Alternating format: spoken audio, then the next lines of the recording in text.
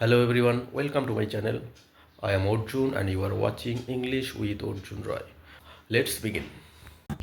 Mild the mist upon the hill, মৃদু বা হালকা কুয়াশা পাহাড়ের উপর।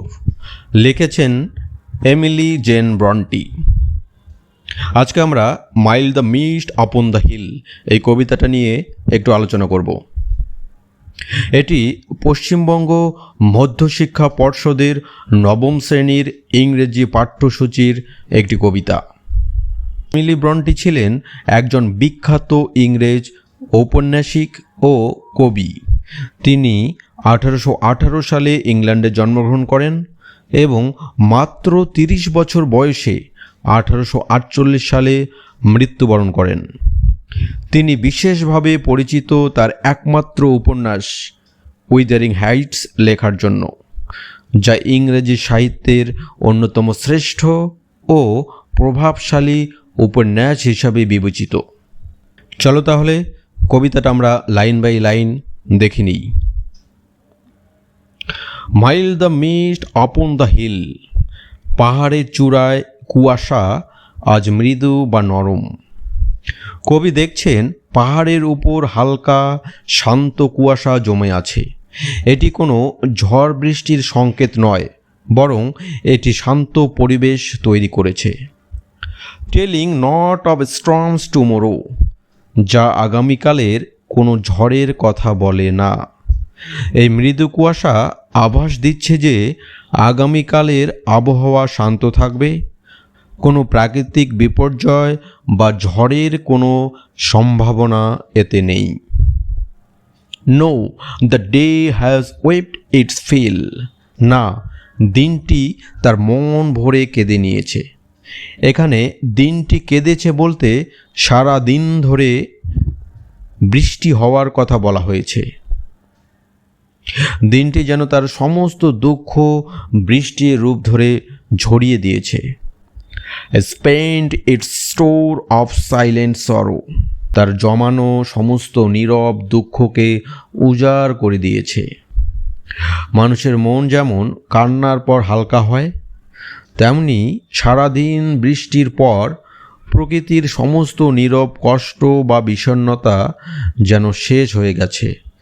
তাই এখনকার আবহাওয়া এত শান্ত। Oh I am gone back to the days of youth, ও আমি আবার আমার সেই যৌবনের বা শৈশবের দিনগুলোতে ফিরে গেছি। বর্তমানের এই শান্ত কুয়াশাময় পরিবেশ দেখে কবি নস্টালজিক হয়ে পড়েছেন।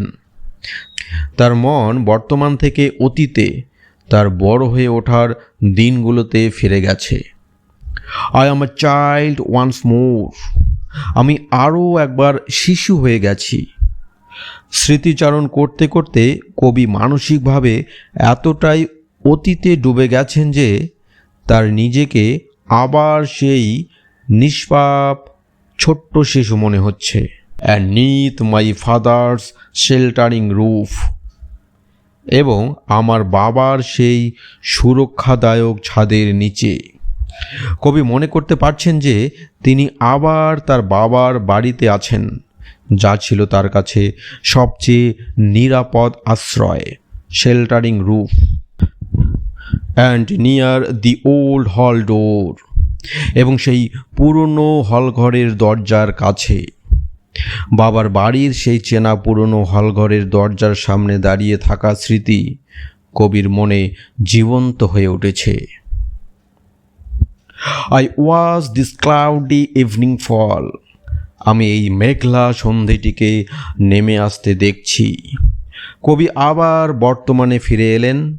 তিনি দেখছেন কিভাবে একটা মেঘাচ্ছন্ন দিন ধীরে ধীরে সন্ধে মিলিয়ে যাচ্ছে।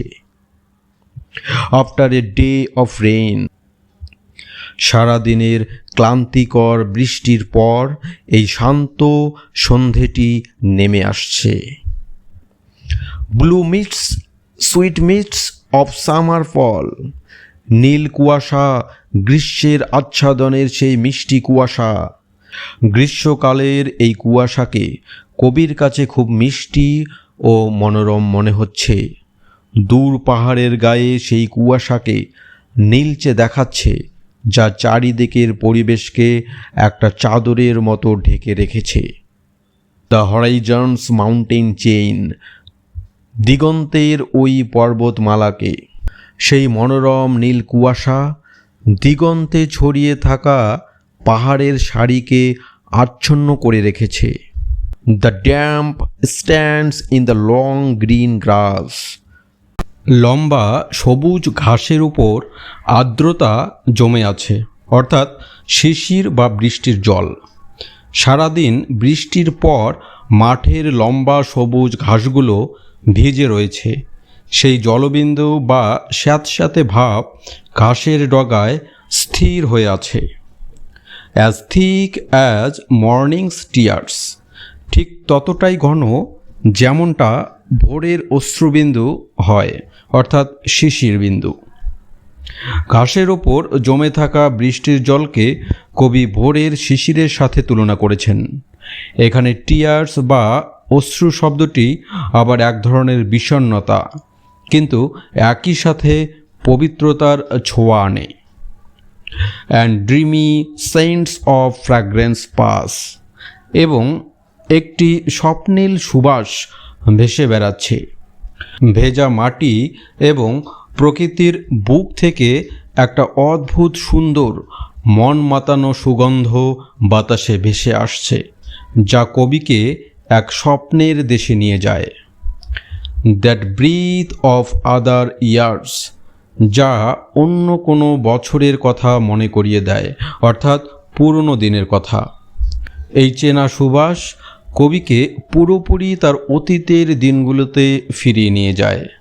প্রকৃতির এই গন্ধ, এই কুয়াশা, এই ভেজা ঘাস, সব কিছুই যেন কবির কাছে তার হারিয়ে যাওয়া সোনালি দিনগুলোর বার্তা বহন করে এনেছে। কবিতাটি আসলে প্রকৃতি অর্থাৎ নেচার এবং স্মৃতি বেদনা বা নস্টালজিয়ার এক অপূর্ব মিশ্রণ। আজকের ভিডিওতে এতটুকুই। খুব তাড়াতাড়ি আবারও নতুন ভিডিওতে দেখা হচ্ছে। ততক্ষণ take care, tata bye, thank you.